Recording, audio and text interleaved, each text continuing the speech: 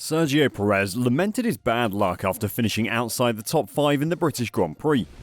After another poor qualifying effort, the Mexican started 15th on the grid and was hampered on the first lap after being driven wide by Alpine's Esteban Ocon. Another near call occurred when Perez attempted a move on Nico Hulkenberg's Haas in the early stages of the race, resulting in Perez clipping the German's front wing at the Village Loop complex. Despite making poor progress, an untimely safety car for his plan caused him to finish 6th. And yet again, it seems that Sergio Perez has failed to live up to Red Bull's expectations. How will this trend continue? And will Perez be able to keep his seat? So Perez has failed to qualify for Q3 in the last 5 Grand Prix weekends, while teammate Max Verstappen has taken pole every time in his RB19. Perez fights his way back every time on Sunday, but it's not good enough to match Verstappen, as 2023 has demonstrated. I think it's just the amount of detail. I've become a little bit more sensitive to the car in the last few races, especially on Saturday when there's not enough fuel, Perez said. It's something that I'm going to be working on already from tomorrow in the simulator, with the team. And we have some ideas, but we operate in such a small window of detail that, we just need a strong Saturday. The positive thing is that the pace is there on Sundays, where at the end of the day the points are given. But we just have to sort out and have a clean weekend because the pace is there. Perez is having a hard time right now, even though he is the second driver. But it is not simple to be a second driver, and Sergio Perez is now experiencing it, but he's not the first to discover a phenomenon on his side. The question is, how long can you maintain that mental state? Perez is currently at 54 Grand Prix alongside Max Verstappen. How long did his predecessors last? And who could take Perez's position once the cake runs out? As previously said, being the second driver for an F1 team is not simple. The top Formula 1 sportsmen are all convinced that they are the best drivers. The difficulty is that this is clearly not the case. In each sport, one person is always the greatest, and Verstappen appears to be the best at the time. So driving next to him right now is no easy task. Red Bull Racing has been through this before with Sebastian Vettel. The German won 4 world titles and nearly all the races. Mark Webber believed he could win races and titles, and he came very close in 2010, but the distance between him and his teammate widened with time. Webber announced his retirement from Formula 1 after 5 seasons and 94 Grand Prix with Vettel. A similar scenario occurred at Mercedes. Mercedes was the dominant force in Formula 1 from 2014 to 2021, with Lewis Hamilton as the ultimate spectacle. Nico Rosberg failed to match that. After winning 1 title in 2016, he was exhausted. Working with Lewis for more than 78 races was a pipe dream. Following Rosberg was Valtteri Bottas, who finished 100 races alongside Hamilton as the second driver. For a long time, the Finn held his own, and after 5 seasons, he may join the ranks of Webber and Rubens Barrichello. Indeed, the Brazilian has the most races under his belt as a second driver. He was Michael Schumacher's Ferrari teammate for 104 Grand Prix. Barrichello exemplifies the ideal number 2. Capable of winning for years in the Constructors, but not quick enough to seriously challenge the number 1. Eddie Irvine also did a good job in that capacity before Barrichello, although he only lasted 54 Grand Prix. Years of playing second fiddle has its drawbacks. After all, you lose a lot when it turns out that you've spent years pursuing a dream of being world champion, only to discover that someone's simply better than you. Perez appears to have reached the same conclusion, and it's shattered him. Perez now has 54 races under his belt for Red Bull, and by the end of 2023, he'll have 66. Perez still has a contract until 2024 and could compete in 90 races with Verstappen, but does he want to? The Mexican appears to be broken, having failed to make it to Q3 5 times already, and internal concerns are growing. Has Perez maybe hit his limit?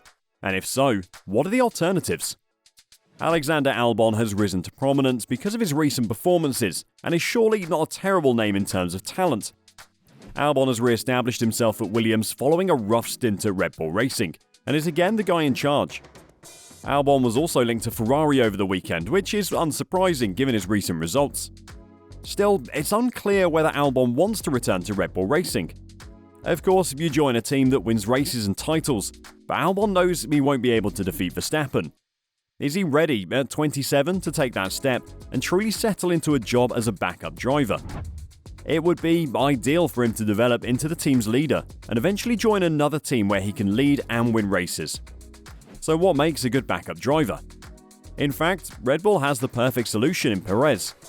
After years of experimenting with youthful drivers, the perfect individual to accompany a top driver turned out to be an experienced one. Red Bull had that with Webber previously, and now with Perez. A driver having the necessary experience, but not the necessary speed to come in the way of the top driver. Who can bring that up psychologically if Perez can't? Daniel Ricciardo is the obvious first name to come to mind. As Red Bull Racing's third and reserve driver, he has the opportunity this year to demonstrate to the team that he can still compete. Ricciardo slid quickly and hard at McLaren, but he appears to be back and comfortable with Red Bull. He himself has stated that he would prefer to continue his career with Red Bull. Why not, you could ask. Ricciardo and Verstappen get along nicely. Ricciardo will know his job better than he did in 2018, and is eager to go back behind the wheel of a competitive car. Ricciardo has the necessary experience, and will most likely not be bothered by Verstappen's dominance. The biggest unknown about Ricciardo is his speed. Between 2016 to 2018, he was equal to Verstappen at Red Bull Racing, and after that, he was the obvious number one at Renault, competing against Nico Hulkenberg and later Esteban Ocon. However, with McLaren, he lost a lot of confidence and became unrecognisable to Christian Horner in 2023. The question is, how much of the old Daniel can be regained, as he does need to be a decent backup driver. Red Bull can put Ricciardo to the test in this regard because the Australian is already in the team. He'll do so during Red Bull Racing testing, but he's also being suggested as a possible successor for Nick de Vries at AlphaTauri. Then, in 2023, he'll have another chance to establish himself in that position before moving on to Red Bull Racing. If Ricciardo is declared ineligible for any reason, Nico Hulkenberg remains an option. The German was already a contender for 2021, but Red Bull went with Perez.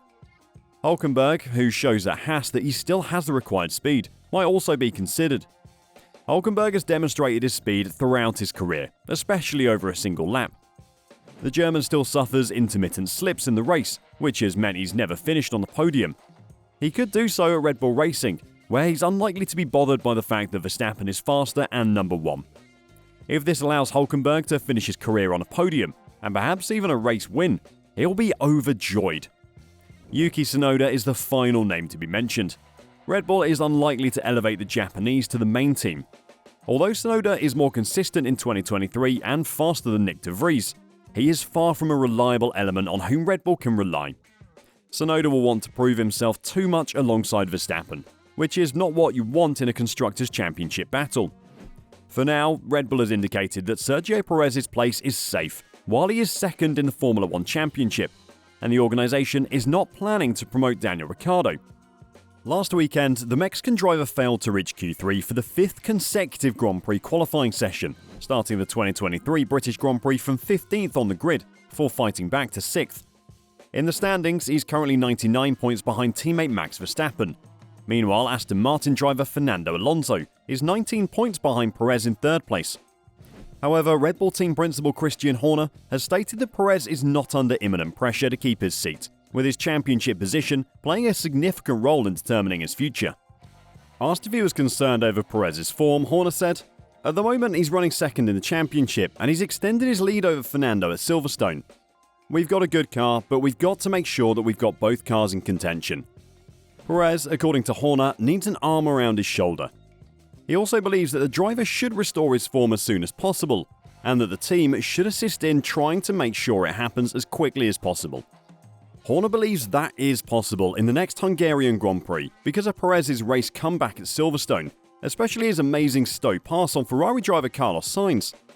Horner continued, "If you look at his pace in the last stint, he was right there.